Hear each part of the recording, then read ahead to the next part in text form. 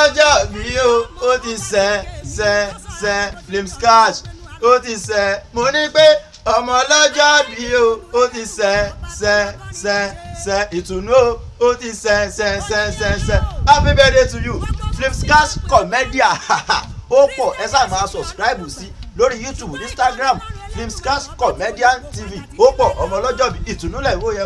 wo mo kí ẹ kó pọ̀jọ́ bí ènì ó ti ṣe dín ó tún ṣe mí tọmọtọmọ ní ìró orógbó náà ní bà sí orógbó ìtùnú Flames Cash ó ní fẹlẹ́ ìṣàṣemọ́ láṣẹ lẹ́dùnmarè alára kọ́mẹ́dì náà ló ní kíkí ẹ gbogbo ẹgbẹ́ náà ló tún ní kíkí ẹ pé ó kú ọjọ́ bí ènì àǹfààní rèé o bóyá ẹ fẹ́ lẹ táìsì lé yín ni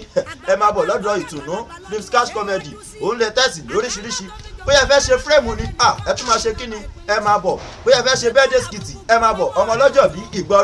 ọdún kan ni o long life and prosperity nínú owó nínú ọlá nínú àlàáfíà Flames Cash comedian TV lórí YouTube happy birthday to you.